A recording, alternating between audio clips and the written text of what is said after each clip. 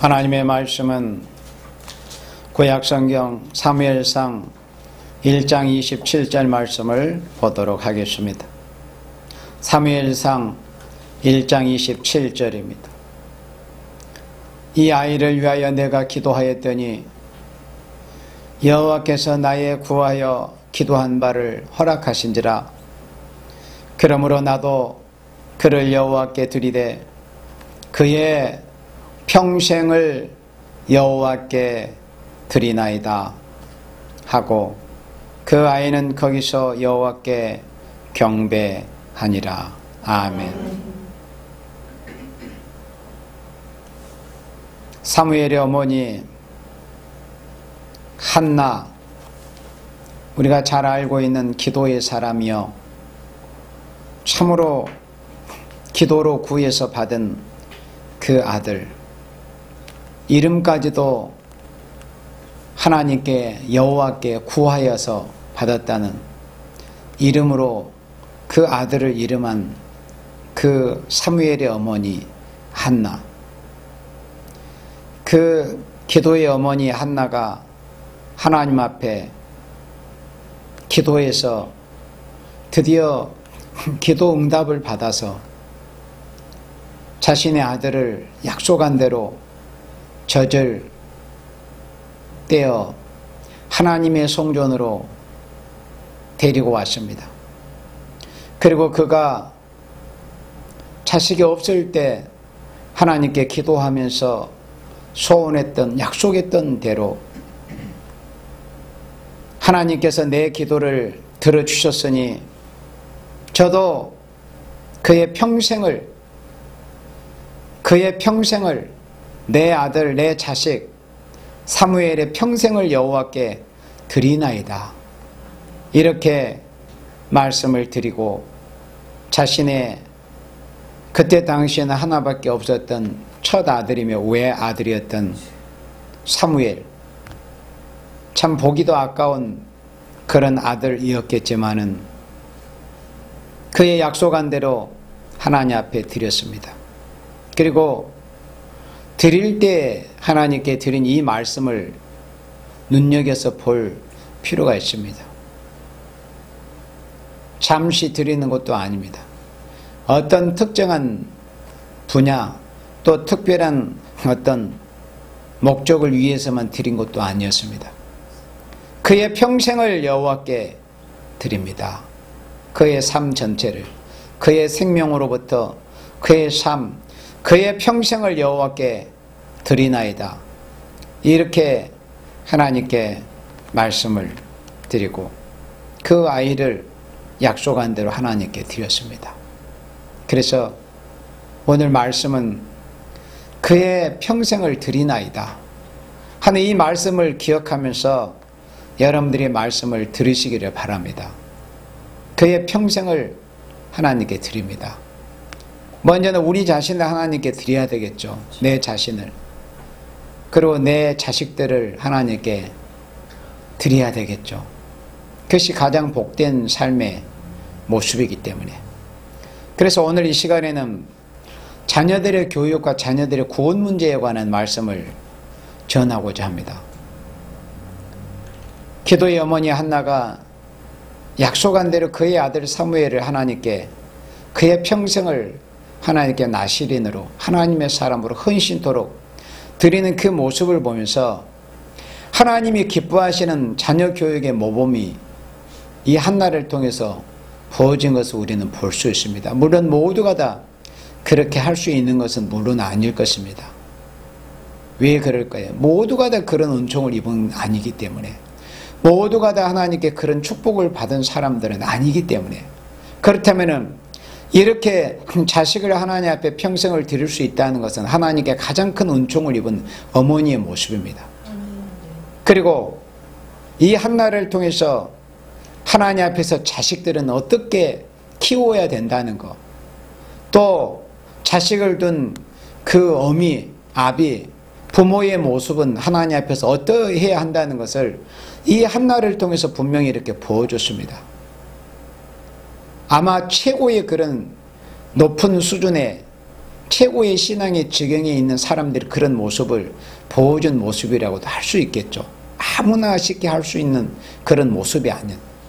그렇지만 우리는 하나님께 은혜를 입었고 복을 받은 생명들이기 때문에 이제는 누구라도 하나님께 택정함을 입은 하나님의 자녀들, 예수 믿는 그리스도인들이라고 하면은 나와 우리의 자녀들, 우리의 가족들을 마치 꼭 한나처럼 하나님 앞에 우리의 삶 전체를 드리도록 그렇게 위해서 기도하고 끊임없이 그렇게 추구하고 입술로 말로 하나님 앞에 내어놓는 말뿐인 기도뿐이 아닌 실제 삶에서 어떤 이 세상에서 물질적인 손해가 있고 사람들에게 야, 저 사람은 무슨 출세를 했구나 그런 말을 듣지를 못한다 할지라도 정말 하나님께서 기뻐하시고 하나님께서 영광스럽게 생각하신 인생의 삶이 무엇이라는 것을 우리는 성경 지식에서 바로 알아가지고 우리 자신들과 우리 자녀들의 삶이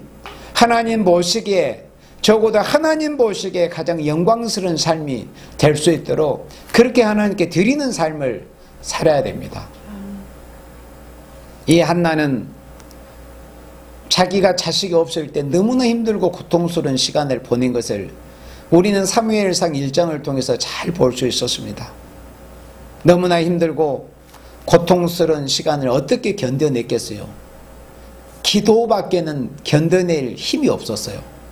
그래서 예수 믿는 사람들이 나는 뭐가 힘들다, 나는 뭐가 힘들다, 뭐가 힘들어, 어려워 이렇게 말하는 사람들은 실제로 기도에 의지하지 않고 있는 사람들의 모습이고 그런 사람들의 입에서 나오는 말이 바로 그런 말들입니다. 물론 그것도 다 그렇게 할 수는 있지는 않겠지만은 하나님의 사람들이 힘들다는 것은 뭔가 하나 앞에 의지해야 된다는 거 아니겠어? 힘들면 의지해야 되니까. 그러면 하나님의 자녀들은 하나님을 의지할 것밖에는 누구를 의지하겠어요? 그러면 어떤 방식으로 하나님을 의지해야 될 것인가 하는 게 바로 그 방법이 뭐냐면 기도로 버티고 견디는 겁니다. 그래서 하나님의 자녀들이 어려움이 없을 수는 없어. 분명히 있습니다. 앞으로 시간이 갈수록 더 어려운 상황들이 올 것입니다. 그리고 견디기도 어려운 그런 압박이 우리에게 실제로 올 것입니다. 성경 말씀대로. 계시록 12장 말씀대로, 이사야 19장 말씀대로 압박이 올 것입니다. 핍박이 올 것입니다. 대적과 해박과 참소가 더 가해질 것입니다. 그렇게 어려운 환경들이 올 것입니다. 그렇지만은 그러한 것을 견딜 수 있는, 버틸 수 있는 버팀목이 뭐냐? 그 방법은 여호와 하나님을 바라보고 하나님을 앙망하는 어떤 모습으로 하나님께 기도하고 간구하는 것으로 여호와를 바라보는 겁니다. 그래서 힘들다 그렇게 푸념하고 원망하고 불평할 그럴 시간에 이 한나처럼 하나님 앞에 얼마나 그렇게 그 가슴이 참 힘들고 쓰라리고 고통스러웠겠어요. 그렇지만은 기도로 그걸 이겨낸 사람이 바로 한나였습니다. 그래서 기도의 여인, 자식을 훌륭하게 키운 사람의 어떤 모범적인 여인 하면은 모세를 키워낸 요게벳을 또 우리가 떠올릴 수도 있지만은 또 역시 사무엘을 그렇게 키워냈고 실제로 입으로 입술뿐만 아니라 실제로 그의 삶을 하나님 앞에 몽땅 다 드려버린 이 한나를 어렵지 않게 떠올릴 수 있습니다. 그래서 이 한나라는 이 아름다운 여인은 이 자식 교육에 아주 최고의 그런 모범적인 이런 여인입니다. 그래서 그가 힘들고 어려웠던 그런 고통의 시간들을 기도로 견디어냈어요. 그리고 기도로서 해산을 해냈습니다. 기도로서 해산해낸 그 결과가 바로 아들 사무엘을 하나님께 받아서 해산을 해낸 그런 모습이었습니다. 외아들 사무엘, 하나밖에 없는 정말 보기도 아까운 그 아들 사무엘을 그가 힘들었던 시간에 하나님 앞에 약속한 대로, 그래서 사무엘의 어머니 한나는 기도의 여인이기도 했지만 신실한 여인이었던 것을 성경을 통해서 우리가 알 수 있는데, 기도의 사람 이꼬르, 기도의 사람은 어떤 사람이냐 할 때 신실한 사람이라는 게 자연히 연결이 됩니다. 그러니까 신실한 사람은 반드시 기도하는 사람입니다. 그거는 100% 그렇습니다. 기도하지 않는 사람은 어떤 사람이 저 사람은 신실해. 시간이 흘려보십시오. 그 사람이 끝까지 신실함을 보일 수 있는가? 다 거짓말입니다. 신실한 사람이다. 뭔가 신용이 있는 사람이다 하는 사람은 그 의미는 그 사람이 기도하는 사람이라는 것을 의미하는 것이고, 기도하는 사람이라고 하는 것은 반드시 신실한 사람이 된다는 것. 기도하는 사람은 그 사람이 분명히 신실한 사람입니다.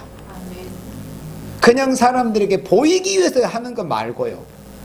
사람들에게 들으라고 하는 소리를 내는 것 말고 정말 신실한, 심지어 이 한나는 제사장 엘리에게 술주전병이 하는 알코올 중독자의 취급을 받으면서까지, 그런 조롱을 받으면서까지 기도했던 여인이 바로 이 한나였습니다.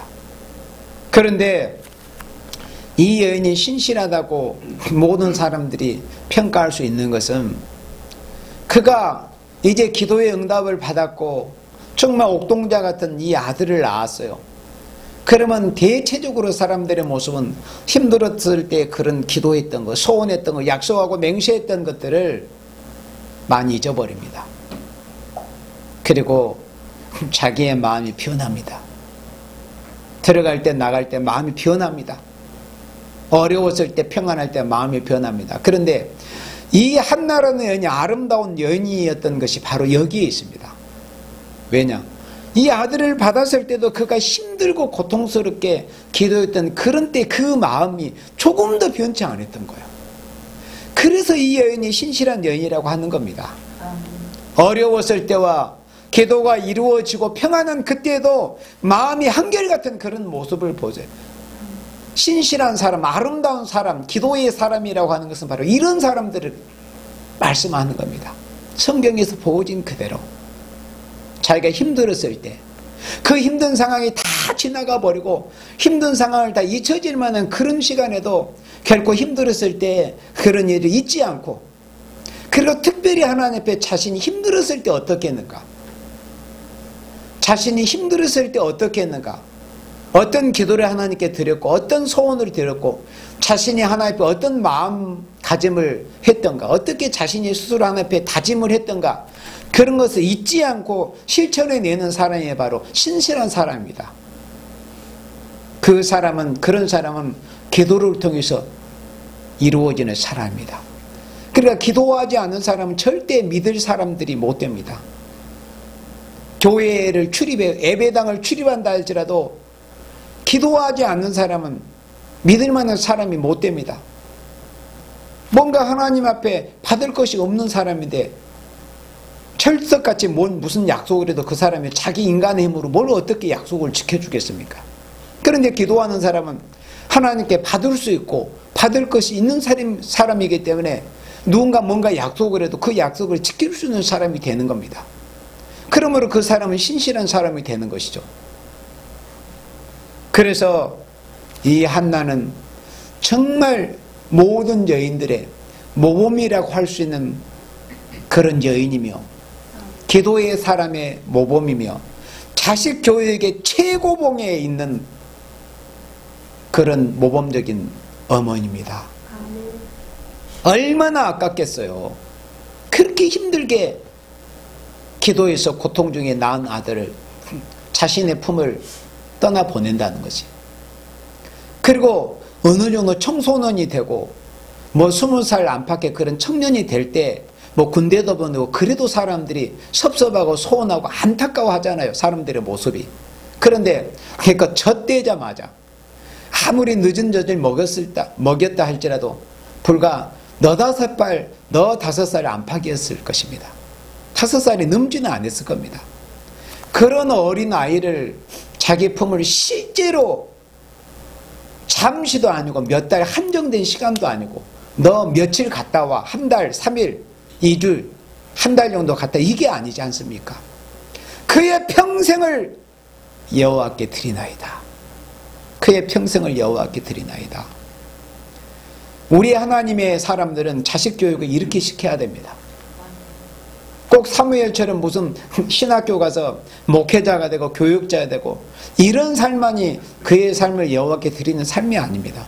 물론 하나님 앞에 실제로 나시린으로서 하나님의 집에 실제 모습 일꾼 사안으로 목회자로 교육자로 드리면 물론 더 없이 좋을 것이지만은 우리의 삶이 하나님 앞에 드리는 삶이 돼야 돼요. 목적을 거기다 두고서 공부를 하든 네가 무슨 목적으로 공부를 하니? 예, 저는 잘 배워서 하나님의 영광 또 하나님의 나라를 세우는 일을 위해서 하나님의 백성을 섬기고 봉사하는 일을 위해서 제가 이렇게 배워야 되겠습니다. 그리고 하나님의 일을 위해서 실제로 의학 공부한 사람도 있고 과학 공부를 한 사람도 있습니다. 하나님의 백성을 섬기기 위해서 그 목적을 거기에다 두고 그런 삶을 살기 위해서 자녀들을 다독거리고 교육을 시켜야 됩니다. 그런 교육이 바로 신앙교육이라고 하는 거예요. 세상에서 돈 잘 버는 방법, 좋은 직장에 들어가는 방법, 그런 걸 가르치는 것이 신앙교육이 아니다 그거예요. 한나처럼 그의 평생을 여호와께 드리나이다. 그 삶 목적 자체가. 그리고 목적뿐만 아니라 그 과정에서도 하나님의 영광, 하나님의 영광, 하나님의 영광, 하나님이 하시는 일을 잘하고 증언하고 증거할 수 있는 하나님의 종들로서 여호와의 증인으로서 그리스도의 증인으로서의 삶을 살 수 있는, 말로만 하나님의 증인이 아니라 가짜 증인들 말고 진짜 하나님의 증인으로서 진짜 그리스도의 증인으로서 삶을 살 수 있도록 이렇게 가르치고 이끌어주는 이런 교육이 실제 신앙의 교육이라고 하는 겁니다. 이런 교육을 하나는 실제로 했었습니다. 우리 잠언 8장 33절을 보면은 훈계를 들어서 지혜를 얻으라. 그것을 버리지 말라. 그러면은 이 자식들을 교육을 바로 시켜야 되는데 교육을 시키려면 훈계가 필요합니다. 훈계. 하나님의 말씀으로. 자식들의 입장에서는 그게 잔소리처럼 들릴지라도 훈계가 필요하다 이겁니다. 훈계. 그런데 잠언 8장 33절에 훈계를 들어서 지혜를 얻으라. 그러면 자식들이 지혜를 얻어야만이, 그렇지 않겠어요? 지혜를 얻어야 하나님을 잘 섬기고 또 하나님의 뜻을 잘 받들고 하나님 나라 건설을 위해서 훌륭한 일꾼으로 귀하게 사역을 할 수 있단 말이죠. 그러면 지혜를 자식들로 얻게 하기 위해서는 어떤 과정이 필요하느냐 할 때 훈계를 들으라는 것을 말씀을 했어요. 훈계를 들어서 지혜를 얻으라. 그것을 버리지 말라. 훈계를 버리지 말라. 그러면 훈계를 받으려면 지혜를 얻게 된다고 그래서 분명히 33절에 이렇게 말씀했어요. 훈계를 들어서 지혜를 얻으라. 그러면 지혜를 얻으려면 훈계를 받아야 된다는 거예요. 그러면 자식들을 잘 훈계할 수 있는 부모들이, 선생들이 돼야 됩니다. 자식들을 잘 훈계를 잘해야 돼. 훈계를 잘 해야 잠언 8장 33절 말씀대로 자식들이, 제자들이 지혜로워집니다. 훈계가 필요해. 훈계 없이는 지혜롭게 되기 힘듭니다. 훈계를 들어서 지혜를 얻으라고 했으니까. 잠언에서 말씀하는 지혜라고 하는 것은 아까 말씀한 대로 세상 사랑하는 요령이나 장깨가 아닙니다. 돈 버는 요령이나 장깨가 아니에요. 하나님을 잘 섬김으로 이 땅에서도 복을 받고 주님의 나라에서 영원히 영광을 누리는 그런 아름다운 지혜, 진짜 지혜입니다. 하나님을 잘 섬기는 지혜를 얻으면 이 세상에서 하나님이 형통하게 해줍니다. 실제로 이 세상에서도 그게 하나님의 약속이니까요. 땅에서도 잘 되게 해준다는 거. 기독교 신앙에서는 죽은 다음에 무슨 내세에서 주님 오셔서 다음 세대에서만 잘 된다는 것을 의미하는 게 아닙니다. 이 세상에서도 하나님을 잘 섬기고 하나님이 일을 할 수 있을 정도만큼의 그런 복을 충분히 주신다는 겁니다. 세상 사람들처럼 하나님을 경외하는 건 다 빼버리고 제쳐버리고 예배도 기도도 신앙생활도 전혀 상관이 없는 사람으로 살면서 이 세상에서 부요와 세상의 물질의 풍요함을 누리는 그런 것을 가리키는 것이 아닙니다. 이 세상에서도 하나님을 잘 섬기는 가운데서 하나님이 주시는 축복을 받아서 그 축복을 사용하는 방법까지라도 하나님의 영광과 하나님의 나라 건설을 위해서 하나님의 백성을 섬기고 봉사하는 일을 위해서 바로 사용할 수 있는 거기에까지 그런 지식이 필요한 겁니다. 그러려면은 훈계가 필요하다고 그랬습니다. 그래서 정말 자식들이 잘 되기를 바란다면, 제자들이 잘 되기를 바란다면, 후배들이 잘 되기를 바란다면 훈계를 그치지 아니어야 됩니다. 훈계가 듣는 사람 입장에서는 그리 좋아 보이지는 않습니다. 그렇지만은 훈계를 잘 듣고, 훈계가 들을 때는 자신을 찌르는 것 같고 자신의 살을 때로는 도려내는 것 같은 그런 아픔도 있을 수도 있겠지만, 그 훈계를 통해서 정말 지혜를 얻고 하나님을 잘 섬길 그런 방법을 배우게 되는 것입니다. 그래서 훈계를 들으라고 그렇게 말씀을 했습니다. 훈계를 잘 들어야 됩니다. 그리고 잠언 13장 24절에서는 우리가 또 잘 아는 말씀, 초다를 참아 못하는 자는 그 자식을 미워함이라 그랬습니다. 자, 특별히 이 시대, 이 세대에 이 잠언 13장 24절 말씀을 그렇게 자기가 자연스럽게 마음에 쉽게 공감하거나 받아들일 만한 사람은 거의 아마 없다고 해도 과언이 아닌 이런 세상이 되었습니다. 왜 그럴까요? 다 자기 하나 둘 정도 있는 그런 자식들을 얼마나 끔찍하게 사랑한다고 말다고 표현다고 그저 물질적으로 풍요롭게 해주는 것. 자식들이 손 하나 까딱하자고 엄마 물 하면 그냥 물 떠다 입에다 갖다 받쳐주는 것. 이런 것을 사랑으로 생각하기 때문에 사랑에 대한 기초적인 기본적인 지식마저도 없다 보니까 자식들을 그냥 다 망쳐놓고 망가뜨려 놓고 있는 겁니다. 그러나 정답은 하나님의 말씀에 있잖아요. 사랑은 하나님께로부터 말미암은 거기 때문에 하나님만이 인생들에게 바른 사랑을 가르쳐 주실 수 있습니다. 무슨 말씀인지 알겠죠? 그러니까 자신이 어떤 물건을 잃어서 말든다면은 자신이 그 물건으로 가정을 자신이 잘 알고 자기가 만들었기 때문에 그 물건에 대해서 바로 사용할 수 있는 방법과 이 물건이 어떻다는 만든 사람만이 바로 설명할 수 있거든요. 그와 같이 사랑의 근원은 하나님이십니다. 생명의 근원도 하나님이시고 복의 근원도 하나님이셔요. 그러니까 인간에게 복을 주시는 유일한 분은 하나님이셔요. 하나님의 복의 근원이시기 때문에, 또 생명을 주실 수 있는 분, 하나님은 생명의 자체이시기 때문에 살리기도 하고 죽이기도 하실 수 있는 분이 하나님이요. 생명은 하나님의 것이기 때문에 마찬가지로 이 사랑의 근원은 누구냐면 하나님이십니다. 또 하나님은 사랑의 자체죠. 그래서 인간들에게 사랑이 뭐라는 것을 바로 가르칠 수 있는 유일한 분이 누구시겠어요? 하나님뿐입니다. 그러면 하나님께서 뭐라고 성경에서 말씀하느냐? 사랑의 반대를 미움이라고 할 수 있잖아요. 그러면 초다를 참아 못하는 자는 그 자식은 미워함이라 이렇게 말씀했습니다. 그런데 보세요. 세상 사람들 자기 자식을 사랑하지 않는다고 그래도 말이라고 할 수 있는 하는 사람은 단 거의 한 사람도 없습니다. 다 사랑한다고 뭐 실천은 못해도 말이라도 그렇게 다 합니다. 그리고 실제 말범위로 자기가 낳은 자는 실제로 그렇게 본능적으로 사랑합니다. 그러나 사랑에 대한 바른 지식이 없다면 자기 자식을 바로 사랑하는 것이 아닌 것이라는 것을 잘 알지를 못합니다. 특별히 이 시대의 인생들의 모습이 그렇습니다. 그러면 누가 자기 자식을 사랑한다고 말은 하고 마음적으로 생각은 하지만 실상은 사랑을 하는 것이 아니라 자기 자식을 미워하고 있고 자기 자식을 죽이는 대로 내모는, 자기 자식을 사지로 내몰아가는 그런 인간들의 모습이 누구냐는 것을 하나님께서 성경에 하나님의 말씀으로 이렇게 기록하게 하실 때 초달, 채찍질, 매를 들어서 종아리를 치는 것, 초달을 참아 못하는 자는 자기 자식, 그 자식을 미워함이라고 그랬습니다.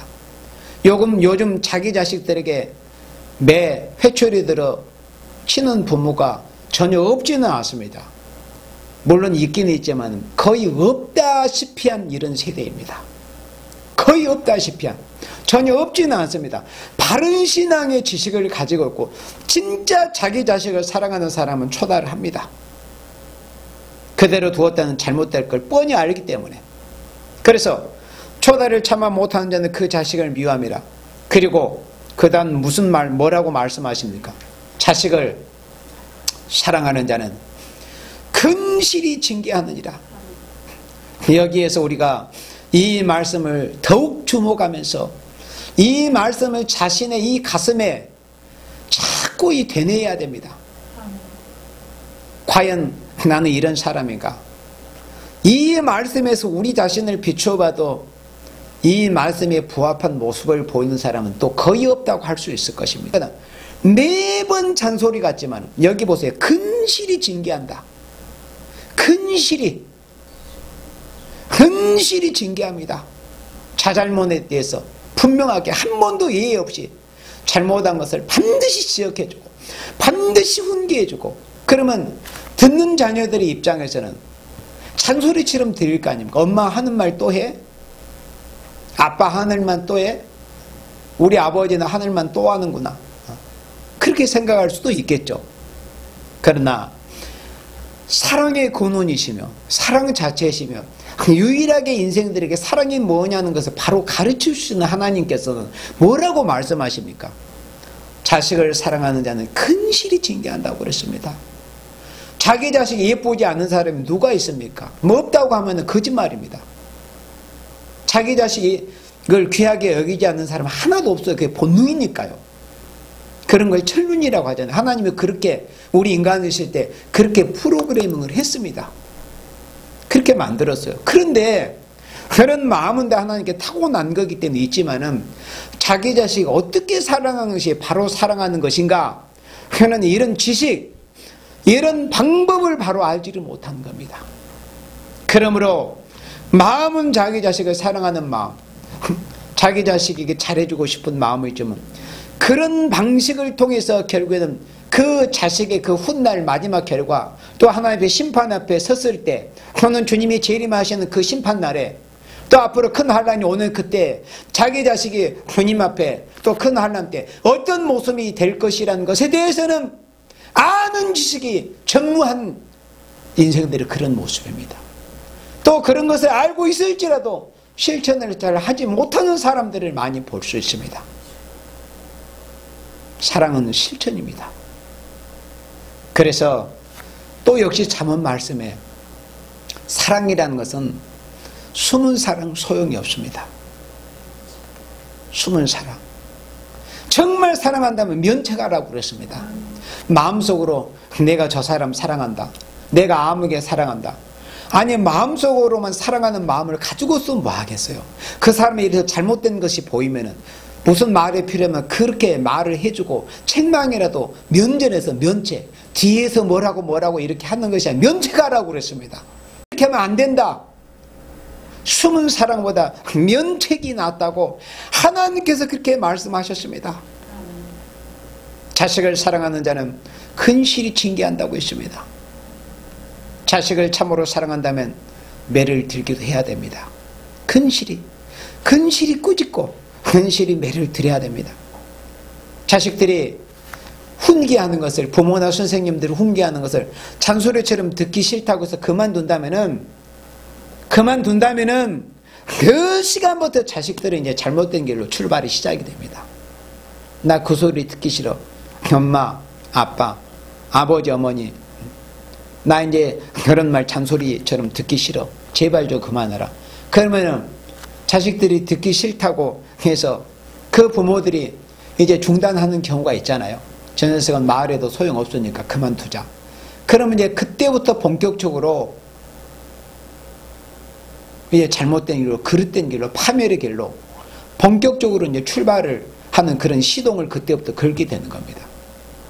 그래서 하나님의 말씀에 자식을 사랑하는 자는 근실히 징계한도다 하느니라, 이렇게 말씀했습니다. 자식들이 훈계를 듣기를 싫어한다면서 자식들이 싫은 소리, 자식들에게 싫은 소리, 또 듣기 싫다고 훈계를 만약에 하지 않는 이런 부모, 그 부모는 정말 자식들을 잘못된 길로, 또 자식들을 위해서 희생을 하기 싫어하는, 자식들에 대한 사랑이 뭔지를 모르는 그런 부모들의 모습입니다. 그런 사람을 성경에서는 미련한 사람이라고 하는 것입니다. 사랑에도 지식이 있어야 됩니다. 사랑도. 그래서 데살로니가 후서 2장 10절에서 그렇게 말씀하신 겁니다. 사랑은 반드시 진리에 사랑해야 한다. 그러니까 사랑하는 방식이 발라야 되는 거예요. 사랑하는 방식이. 요즘처럼 사랑이 넘치는, 사랑이라는 말이 넘치는 시대가 있었습니까? 얼마나 사랑이라는 말이 넘칩니까? 사랑이라는 문자가 넘치고. 그렇지만은 참 사랑, 진짜 사랑을 찾아보기 어려운 이런 시기에 우리 하나님의 사랑하시는 자녀들은 정말로 하나님께서 사랑이 뭐라는 거, 자식 교육이 뭐라는 거, 어떻게 자식을 교육시키라는 거, 그리고 한나라는 그 아름다운 여인을 통해서 자식이 하나님 앞에 잘되게 하는 그 방법, 그 모습이 어떠하다는 것을 우리는 성경 말씀을 통해서 분명히 우리가 바른 교훈을 얻어야 됩니다. 그래서 가르치는 사람이 먼저 바른 지식, 바른 신앙, 바른 진리의 사랑이 먼저 무엇인가를 바로 아는 것이 중요한 것이죠. 자기 자신이 먼저 하나님 앞에 교육이 바로 되어야 있어야 되겠죠. 그리고 마음뿐만이 아닌, 그리고 입술로 말뿐만이 아닌 자기 자식에게 실천적으로 그렇게 보여야 됩니다. 실천적으로. 말로만이 아닌, 자기 자식이 어떤 말을 듣지 아니했을 것에 대해서, 한 것에 대해서 실질적으로 이렇게 질책이 있고 또 가혹스럽지라도 그런 것에 대해서 분명히 깨달을 수 있도록 그렇게 대해주는 그런 것이 있어야 됩니다. 그렇게 하지 않기 때문에, 그 단계까지 가지 않기 때문에 결국은 자식 교육에 실패하는 겁니다. 그렇게 그런 방법이 너무 가혹하다고 생각을 하는 것이죠. 그러나 아무리 가혹해도 자식의 환란에 빠지고 자식이 지옥 불구덩이에 던져지는 것보다 100번, 1000번, 1000만 더 낫습니다. 자식들에게 훈계 과정에서 짜증 섞인 소리를 듣기도 하고 뭐 싫은 소리를 듣기도 하잖아요.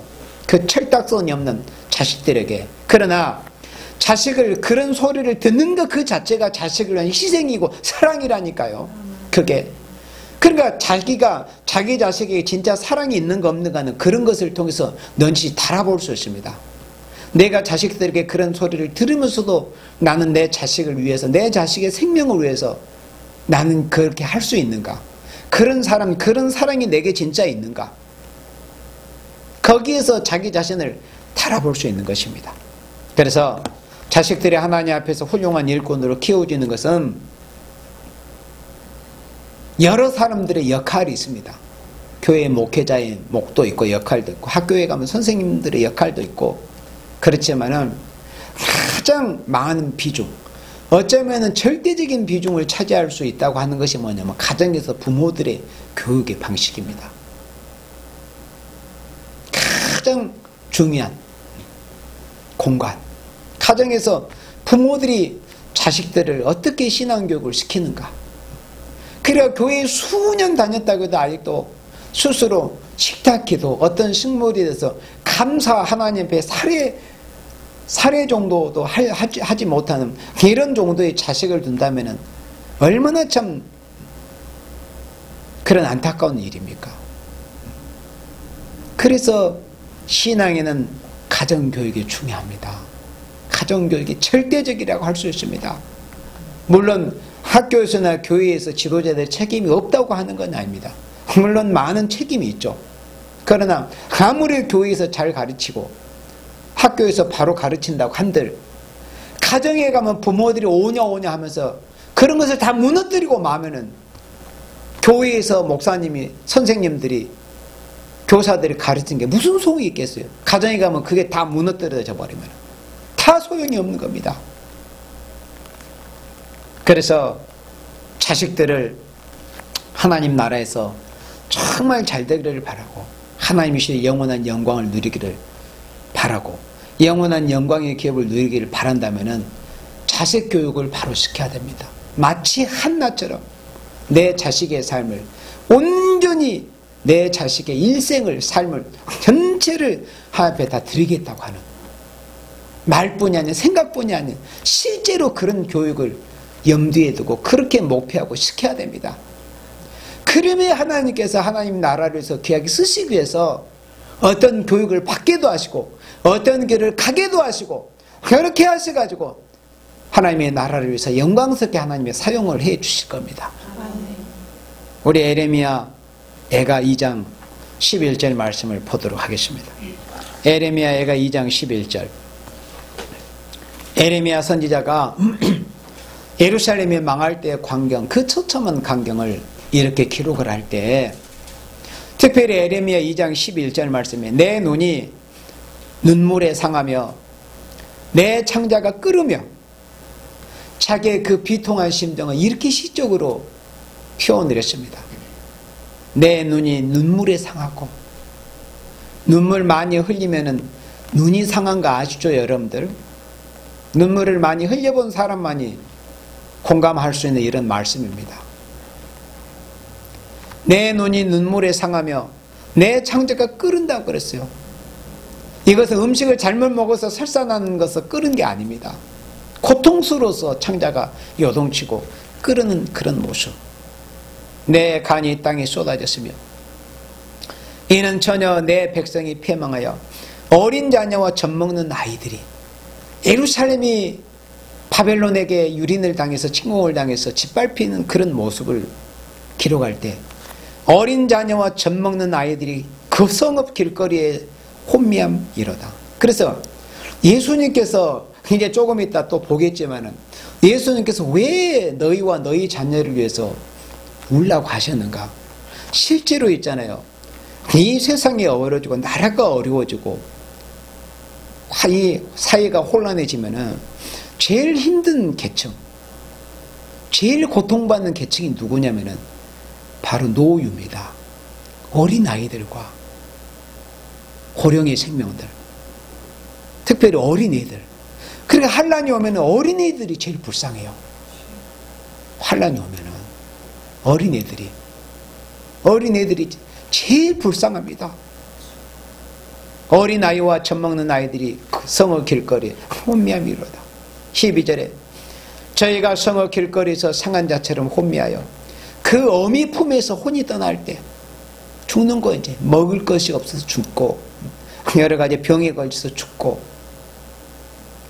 상함에 의해서 죽고 그 어미 품에서 혼이 떠날 때 어미에게 이르기를 곡식과 포도주가 어디 있느냐 하도다. 먹을 것이 없이 이렇게 죽어가면서 그 엄마에게. 그러나 그 엄마는 자기도 먹을 것이 없는데 자식에게 줄 게 어디 있겠어요. 그래서 심지어 자비한 부녀가 자기 자식을 삶아 먹는다는 것을 에레미야 예가 4장에서 말씀을 했는데, 그러면 이런 결과가 빚어지기 전에 자기 자식을 품고 자기 자식을 젖먹이는 그때부터, 또는 배에서 임신하는 그때부터, 그리고 해산에 나서 어린 나이에서 키워가는 그런 과정에서 이런 날이 올 거라는 것을 미리서 생각을 하면서 이런 날이 올 때도 나는 내 자식과 더불어서 하나님께 함께 감사드리고 영광을 돌려주는 그런 이 상태를 생각하면서 앞으로 하나님의 말씀대로 반드시 이 세상에는 이런 환난과 이런 고통스러운 날이 올 것이니 이런 날에도 하나님께서 피할 수 있는 길을 우리에게 알려주셨으니 내가 내 자식을 바로 신앙 교육을 바로 시키고 바로 키우고 하나님 앞에서 다른 자녀로 키운다면 이런 날들은 결코 보지 않을 것이라는 이런 확실한 이 신앙의 소망을 가지고 자식을 바로 교육을 시켰다면 이런 꼴을 당하지를 않게 된다는 것이죠. 왜 옛날 예시대 2000 수백 년 전에 되어졌던 일이 여기 이렇게 기록이 되어 있겠습니까? 인간 종말에도 이런 일이 반드시 있다는 겁니다. 21절에 노유는, 그러니까 늙은이와 어린아이를 노유라고 합니다. 노유는 다 길바닥에 엎드려져 싸우며 내 처녀들과 소년들이 칼에 죽었나이다. 처녀들, 그 연약하고 깨끗한 처녀들과 소년들이 칼에 죽었나이다. 왜 처녀들과 소녀들이 칼에 죽습니까? 환란이 오기 때문에. 환란이 와도 그 환란을 벗어날 만한, 환란에서 자신을 보여줄 만한 그런 대상, 그런 하나님이 자신들에게는 없기 때문에 그러는 겁니다. 이런 환란이 오는 날에. 그래서 어린 아이들이든 뭐 머리 컸다고 하는 자식들이든 청년이 다 되고 장년이 다 돼가는 자식들을 할지라도 부지런히 근실이 훈계하고 징계해야 되는 거예요. 이런 꼴을 당하지 않으려면, 이런 환난 날에 이런 비참한 꼴을, 불행한 꼴을 당하지 않으려면, 우리 잘 아는 말씀 에스겔 9장 4절 말씀을 보도록 하겠습니다.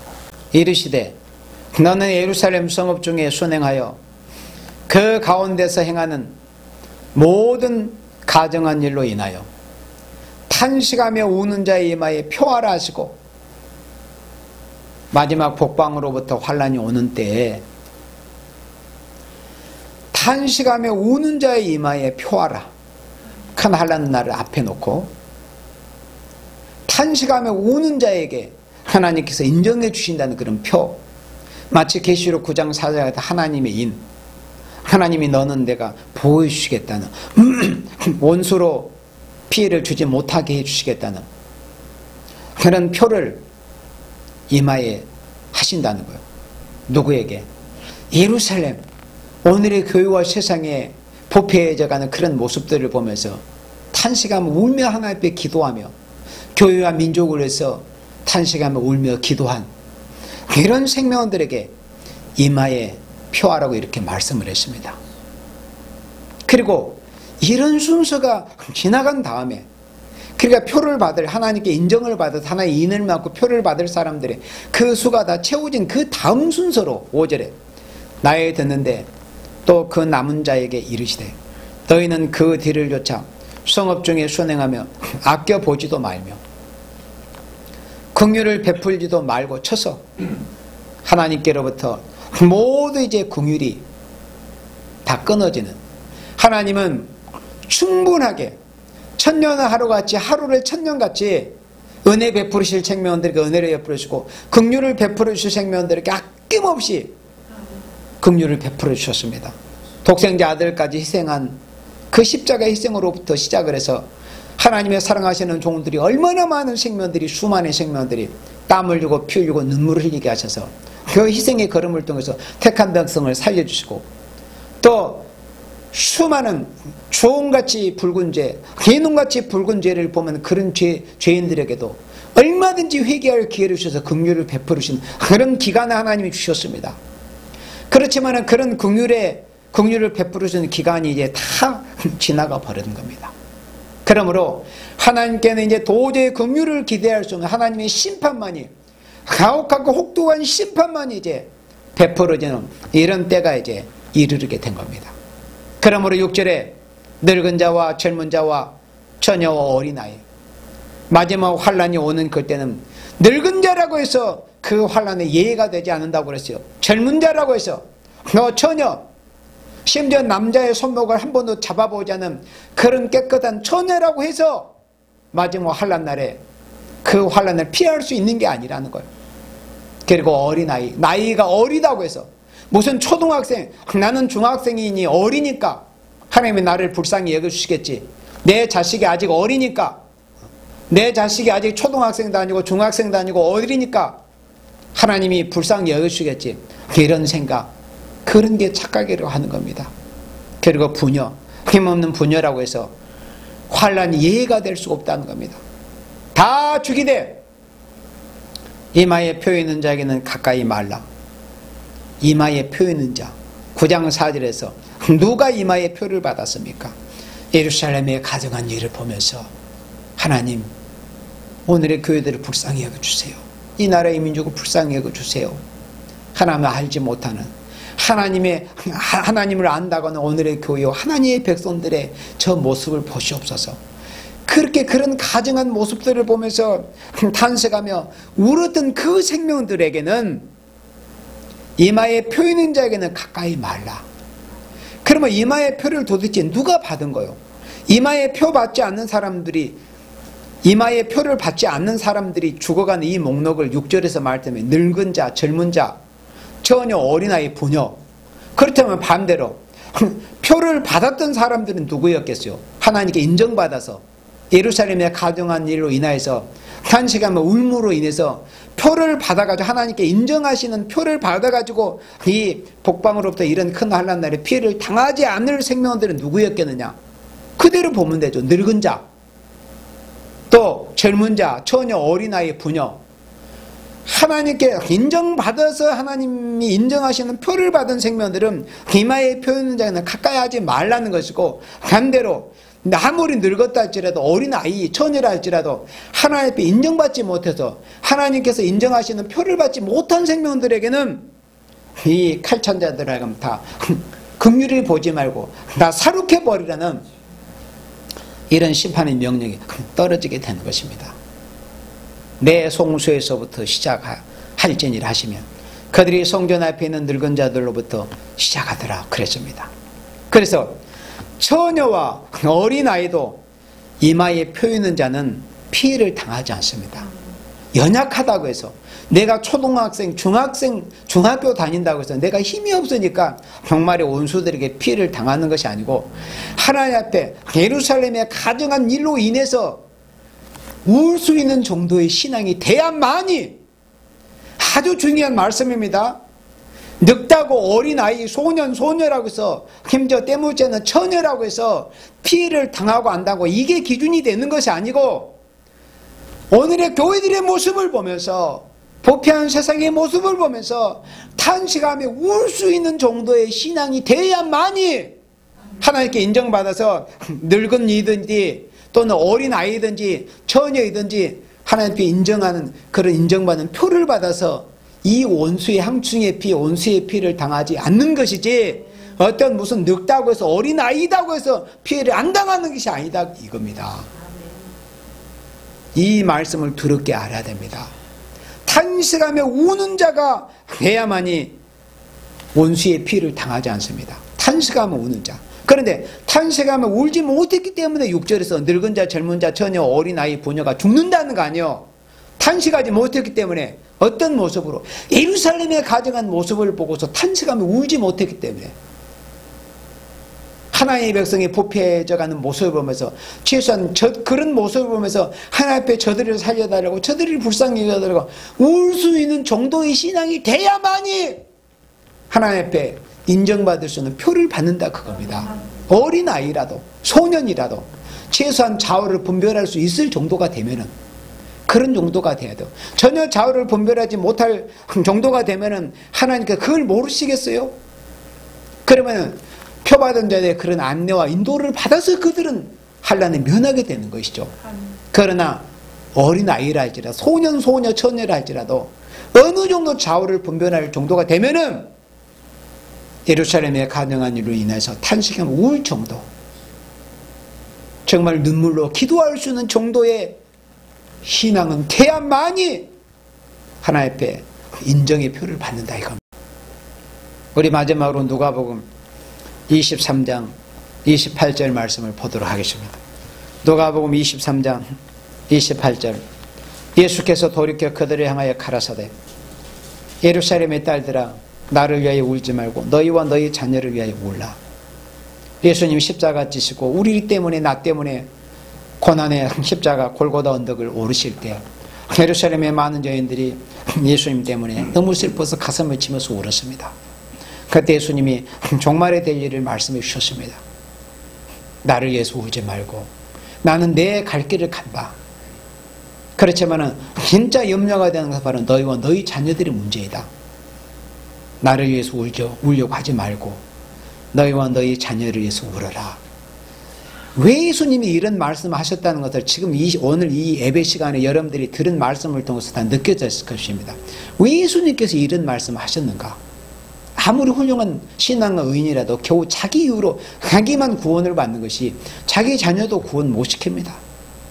그래서 그런 날이 오기 전에 자녀들을 바로 신앙교육을 똑바로 시켜서 하나님 앞에 스스로 설 수 있도록 스스로 인정받을 수 있도록 세우라는 그런 말씀입니다.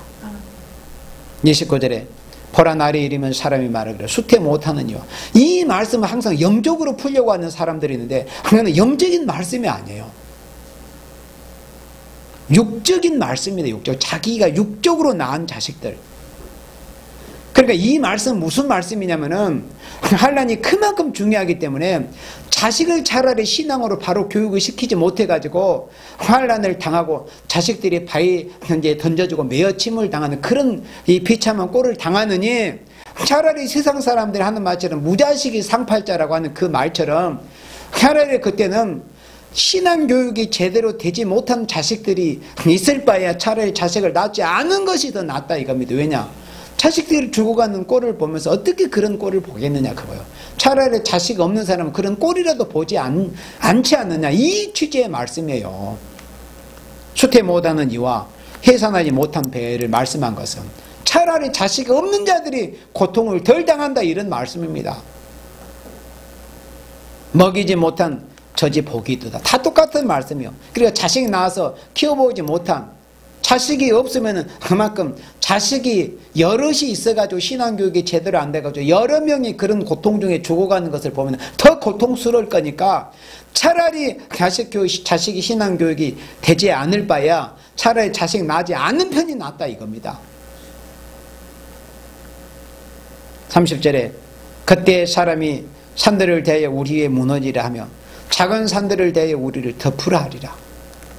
얼마나 이 환난 재앙 심판이 두려우면 차라리 사나바이야 계시록 6장의 말씀처럼 사나바이야 우리에 덮어서 우리가 차라리 저 산타스테가 나서 차라리 죽는 게 낫지. 큰 환난 하나님의 심판을 당하니 두렵다. 그렇다고 해서 그 산이 무너져 가지고 죽은다고 해서 그 다음에 심판이 없겠습니까? 그걸 이런 것도 몰라서 사람들이 이 아우성하는 것이죠. 산사태가 나서 뒤집어서 자기가 육체가 즉사한다고 해서 그 다음에 심판이 있다는 것을 모르기 때문에 이런 말을 한다 이겁니다. 이런 환난이 오기 전에 그래서 자식들을 큰실히 징계하고 신앙교육 바로 시켜가지고 어린아이라도 처녀라도 늙은이라도 부녀라도 누구라도 앞으로는 환난과 재앙이 나래 하나님의 긍휼을 입어서 남은 자 될 수 있는 이런 생명들이 되기를 힘써야 됩니다. 우리 모두 정말 오늘 성경 하나님 말씀을 통해서 하나님께서 우리에게 주신 이 말씀을 정말 뼈저리게 세워가지고 우리 심령에 새겨가지고 어떻게 하는 것이 우리 자신과 우리 자식들이 주님이 오시는 큰 환난과 재앙과 심판날에 남을 수 있는 것인가 하는 것을 깊이 생각을 해서 주님이 다시 오시는 그날에 우리와 우리 자녀들이 주님 앞에 오히려 영광스럽고 자랑할 것이는 그런 자녀들로 세워지기를 주님의 이름으로 축복합니다. 아멘.